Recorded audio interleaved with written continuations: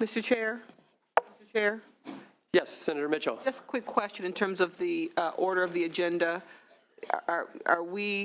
Should we expect to take items out of order? There are just three of them. The one we've just done, which was issue 15, the one we're going to take up now, which is issue 14, and then issue 16, just those three. Thank you. Due to a scheduling concern of one of our members, and then we'll be going back to the original order. Thank you, sir. Okay. Thank you for allowing me to clarify that. So we are on page 17, issue 14. Go Biz. Ms. Costa. Thank you, Mr. Chair. The administration appreciates the Budget Committee's recommendation of approval of this particular item. The intent of the California Competes tax credit is to incentivize business activity in the state. This proposed language ensures that Go Biz, who administers this program, can effectively administer the program. Thank you. Brian Weatherford with the Legislative Analyst's Office, and we aren't raising any concerns with this trailer bill language. Thank you, Mr. Weatherford. Ms. Costa, I see that among the details of the proposal, of which I think there are 4 listed here, that Go Biz to negotiate tax credit agreements considering the following factors, including financial solvency and ability to finance, current and prior compliance with federal and state laws, current and prior litigation involving the business. And the last one, I just want to talk to you a little bit about reasonableness of any fee arrangement. Can you talk to us about that, please, with any third party? Yes, good morning. Jay Chamberlain, Department of Finance. So the reasonableness of the fee arrangements right now, or the California Competes program has been in place for a couple of years now as part of the 2013 economic development reform, where we eliminated the enterprise zones and brought in several new tax benefits. And so it's been in place for a couple of years. And one of the things that Go Biz does when they're analyzing the applicants for these proposals is whether or not there is a fee that is exorbitant in a fee to a third-party consultant. And so when the purpose for doing that is determining whether or not there is whether there's really a need for that credit, that the business who's applying for the credit truly needs a credit, or how big of a credit they need. So this was part of their regulations. The regulation was, particularly the regulation on contingent fees was challenged, and the trial court ruled that if the legislature had wanted Go Biz to have this ability, they would have explicitly stated that in the legislation. So we believe that this is in intent of the original legislation to give them the ability to really make sure that the money is getting to the businesses that are creating jobs and investing in California, and not to tax consultants. And so we think this is important to sort of allow Go Biz to continue as they have been in their appraisal of these applications. And generally, when they come across a fee that is exorbitant, they don't reject it outright. They then and the whole process is a process of negotiation with the business, and not just on this issue, but on all the various aspects of the application. And so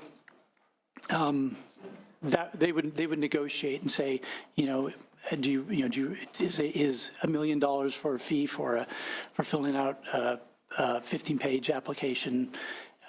Is that really necessary? Is that, and so they would negotiate it down.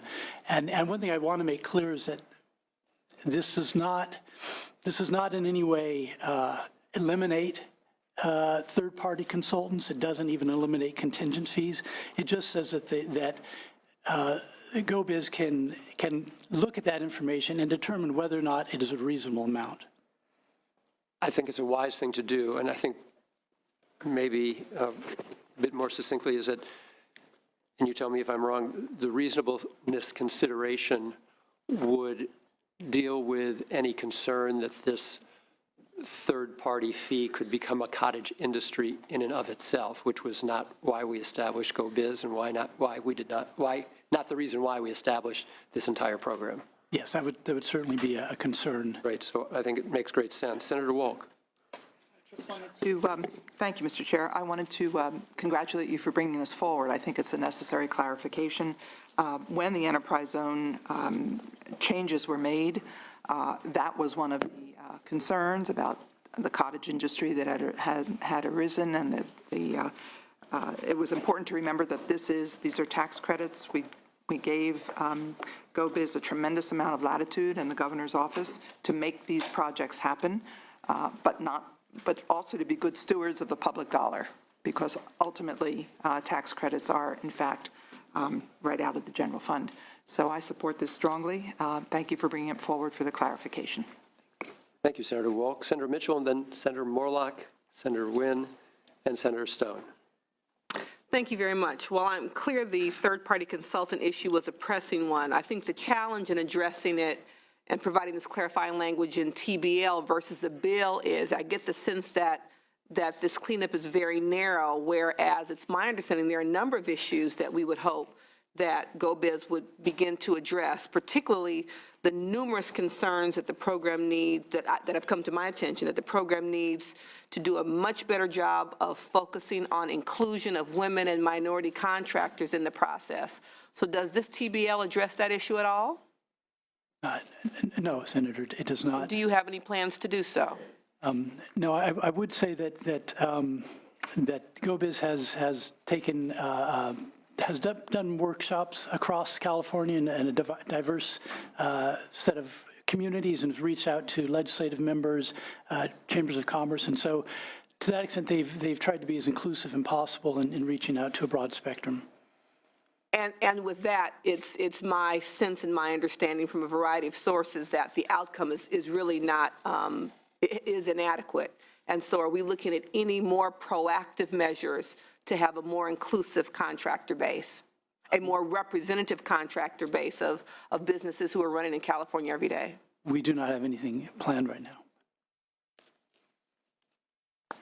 Thank you, Senator Mitchell. Senator Morlock. Thank you, Mr. Chair. I had a chance to attend a seminar on this credit in the last year. I walked away pretty disturbed.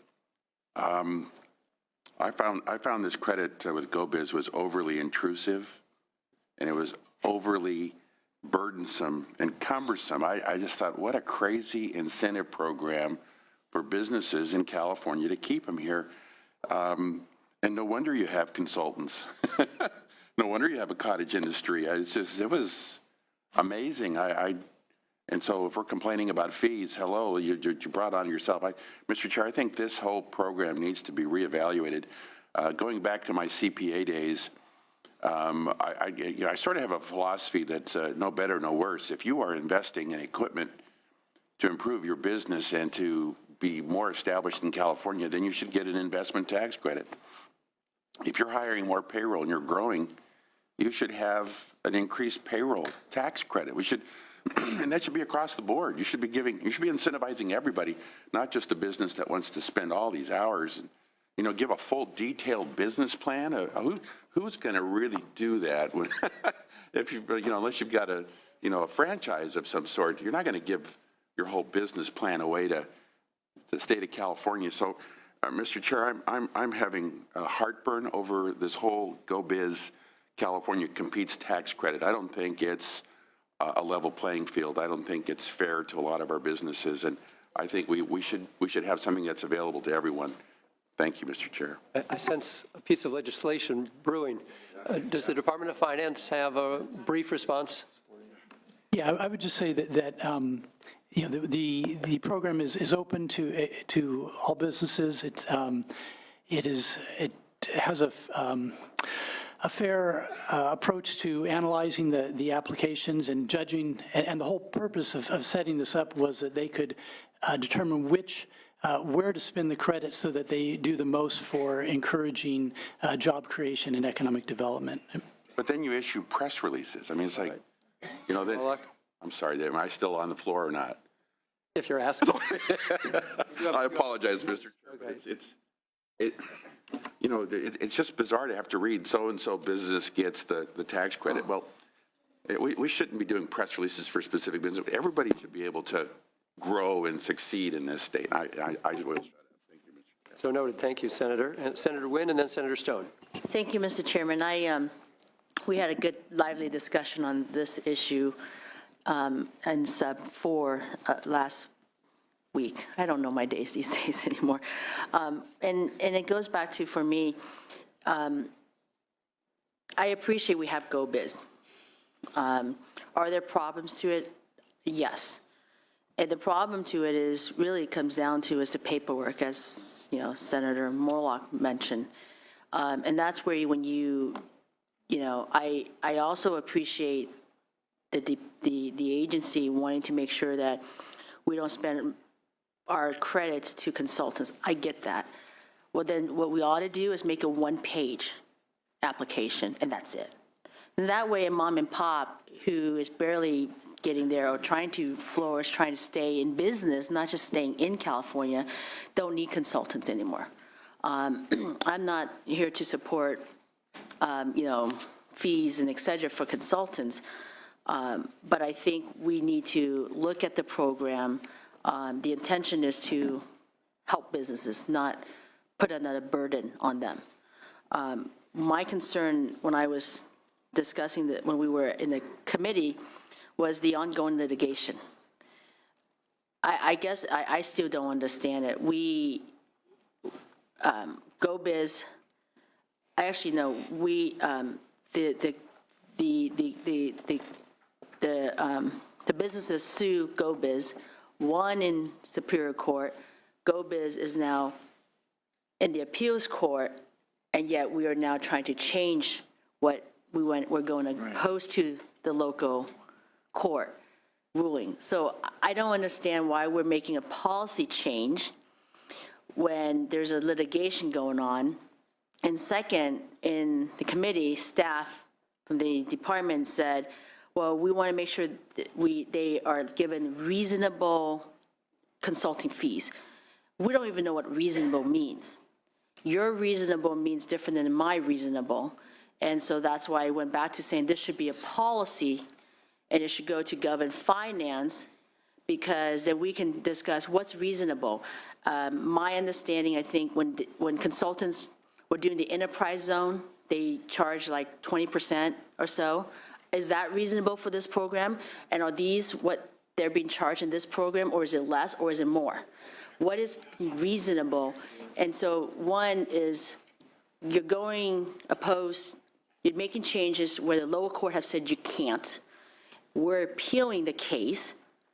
Then staff is telling us, we just want to make sure we have the leverage to state what's reasonable. Well, what is reasonable? We don't have that policy.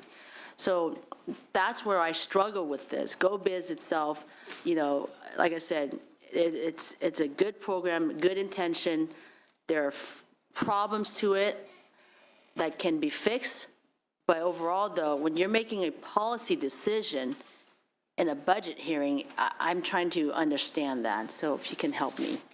Okay, thank you. So I think I've got 3 questions in there. One having to do with the streamlining, simplification. 2 is the litigation, and 3rd is what is the standard for reasonableness? Is that Yes. fair? Okay. So on the simplification, GoBiz has put a lot of effort into streamlining their application process. I know you heard this last week, but there's they got a compliment from one applicant who said that she was able to do 90% of the application in 20 minutes while watching TV on her iPhone. So there's they've tried to make it simple, as simple as possible. That being said, they do need the information in order to judge between which businesses are more likely to have a lasting positive benefit to California's economy. So, and I understand that one anecdote, there's going to be some applications more complicated, but it's not a tremendously difficult application form. And I think, I don't remember the specifics, but over 50% of the businesses that do apply do not use consultants. There's a lot that do, but those consulting fees are generally, in the thousands of dollars, hundreds of dollars or thousands of dollars, and so it is. Again, I reiterate that we're not saying that use of consultants is not allowed. It's just that the fees have to be reasonable. Mr. Chairman, can I ask a follow-up question to that comment? Go right ahead. You said 50% don't use consultant. Now, is there a certain threshold of size of that business that all these 50% are the same? I mean, do you know what I'm saying? Is it less complicated, smallest businesses, larger ones that uses less than the others? Because saying overall 50%, I don't know what that means. It could be an employment of 3 to 10, less than 10, less than 50, over 50, because obviously the bigger it is, I would assume the more complicated it is. So, Yes. Since you brought up the number, I want to make sure that we understand what that number means. And so in statute, there's a distinction between small businesses and large businesses, and I'm talking about the 50% that you stated. Right. And so I'm saying, so for the for all, overall, it's less than 50%, and if you look at large businesses, it's less than 50%, and small businesses, less than 50%. It's a smaller percentage for the small businesses. So it is, as you suggest, it's more complicated for a larger business. But still, you have more than 50% are doing the application without a consultant. Okay. Then the next question is the court case? Litigation, yes. The litigation has to do with contingent fees, and this trailer bill language does not mention contingent fees. It just mentions reasonableness of the fee. And so there's nothing in this that would necessarily say a contingent fee is not allowed. It's just that the fee that's paid would have to be reasonable. Okay, and additionally, this applies prospectively. The language is meant to be prospective, so that going forward, GoBiz has this ability to look at consultant fees. That's a good segue into reasonableness. Yes. Okay, and so and I would say, as far as reasonableness,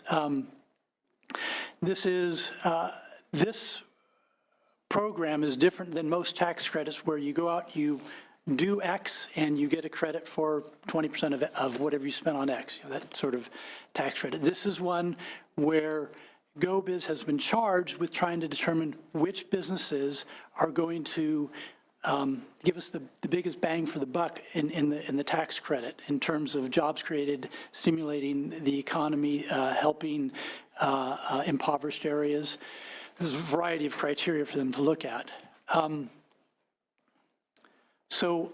in none of those is there a bright line, you apply and you're going to get this credit if you do X, Y, and Z. It's always a matter of GoBiz looks at your application, compares it with the other applicants, and makes a determination. So it's the same thing with the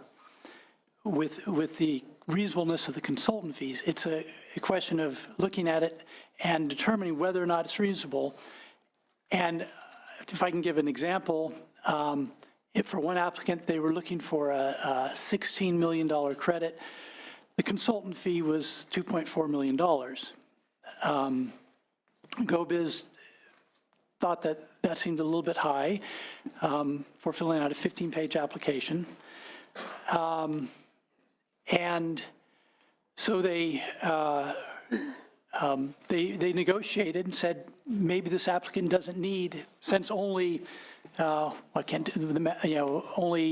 13.6 million is going to the applicants, maybe to the actual applicant, maybe they don't need that full $16 million. And so they negotiated, the consultant reduced the fee down to $150,000, which is still a pretty good payment. So, which, you know, if you assume they worked, if you assume their reasonable fee is $500 an hour, that'd be 300 hours, which seems a little excessive for doing. So what I'm saying is that it isn't that they say, this is unreasonable, we're going to toss this application out. If it looks to be unreasonable, they will then negotiate. Will you be coming forward in a policy, a definition of reasonable? It's just very hard, I think, for any business to have to say, well, I'm going to do this, but I'm going to probably have to negotiate it. I mean, so then might as well I go high, and then the department comes and tell me that I'm going to go low. I mean, knowing that I'm not going to be able to, you know what I'm saying? So I think there needs to be a guideline. It needs, I mean, we need to have in a policy or something so that people know what they have to do and not do. Right, and let me just say that this is not, this at this point is not rampant out of the, they generally approve, they do 3 application cycles a year, and they generally approve 80 to 100 in any one cycle. And out of those 80 to 100, there's generally half a dozen that have fees that would be considered, that are considered unreasonable. There's plenty that have consultant fees, but then there are some that are clearly larger than that and considered unreasonable. And again, I understand. Maybe, you know, just take it back as, you know, I think we need some kind of guidelines. I think we need to know, you know, because I know we have a lot of lawyers on this dais here. I think, you know, you're treading into where, can we ask the lawyers what's $400 an hour means or $800 an hour? You know, so I mean, I think that's where you get yourself into, you know, a slippery slope eventually. But I think, I understand, I get it. We need to look at having a policy to know what is reasonable for people to understand. Thank you, Senator. Senator Stone, then Senator Allen, and then we're going to conclude with Senator Roth. So we have a motion by Senator Pavley. Thank you, Mr. Chairman. You know, I certainly support any economic development programs in the state of California, including GoBiz, but it sounds to me that inadvertently we have created a cottage industry when you talk about a $2.4 million fee that you said was reduced to $150,000. That's a heck of a delta. And I'm concerned, why is a process so complicated that a small business person, you know, like myself, couldn't take the application and take it to my CPA and have my CPA figure it out instead of me giving a percentage of an award to a consultant, which doesn't do anything for the benefit of the small business or large business for that matter that we're trying to recruit to stay in the state of California. So I also share the concerns of my good friend from Orange County that it sounds like this needs to be vetted a little bit more in the policy committee, taking stakeholders' concerns into consideration.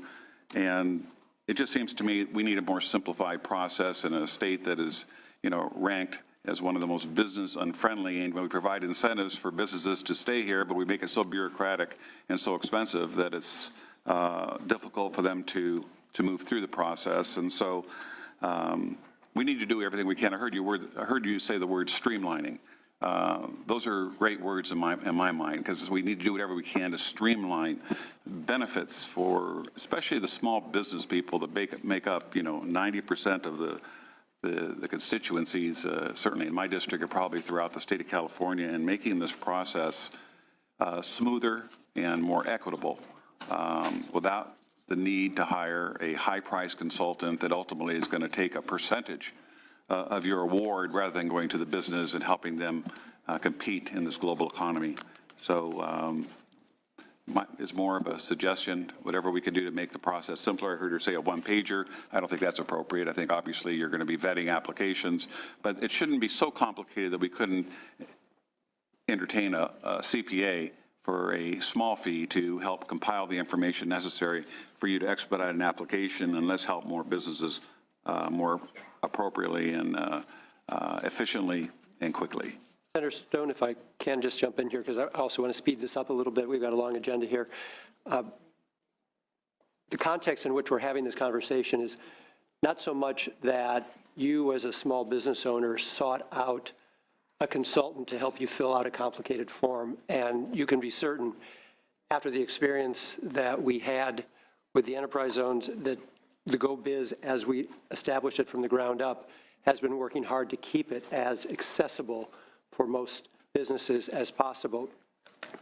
The problem was that this potential cottage industry saw the opportunity for profits, and they sought out the small businesses, not the other way around, thinking they could convince you to pay them a fee because you didn't even know about Go Biz to begin with. So that was the problem, and the reasonableness that we're including here is to get to the core of that. So we are not spending public dollars on consultants, or if we are, as minimally as possible. Obviously, Mr. Chairman, we have some predatory practices that are going on in the state of California, taking advantage of small businesses, and anything we can do to protect them would be welcomed. Right. Okay, so we still have Senator Allen, Senator Roth, and then we are going to public comments. So if you do have some thoughts on this, please feel free to line up. Senator Allen, then Senator Roth. Very much appreciate the discussion, getting my head around these reasonableness guidelines that I think we ought to have. Just wanted to clarify that this doesn't prohibit fees.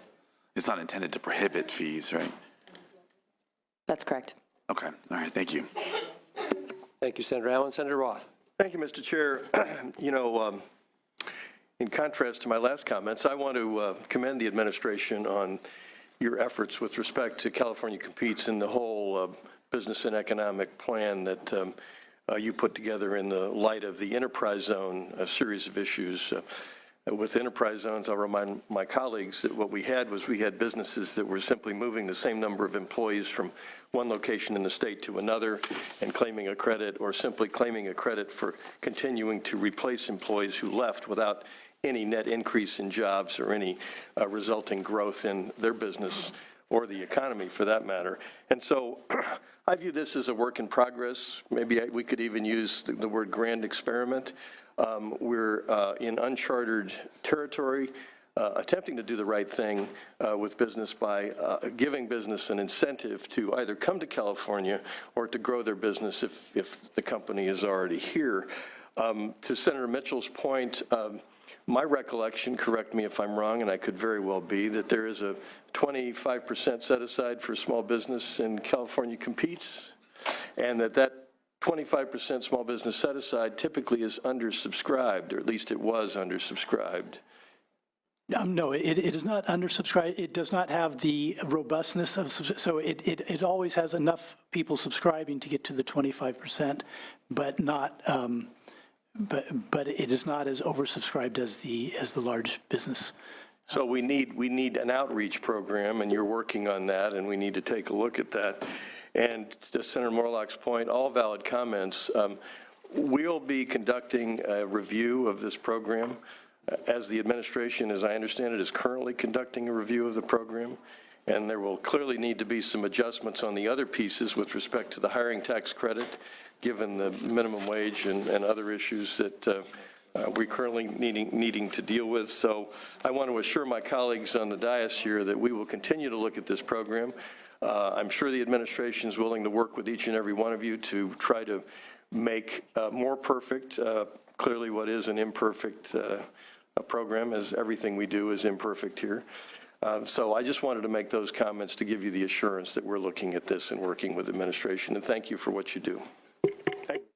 Thank you, Senator Roth. That is helpful.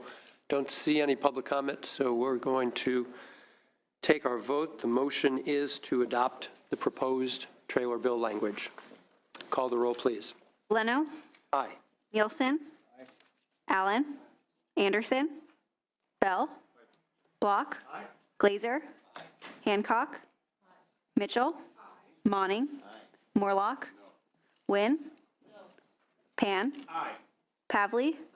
Roth? Stone? Wolk? Nielsen, aye to no.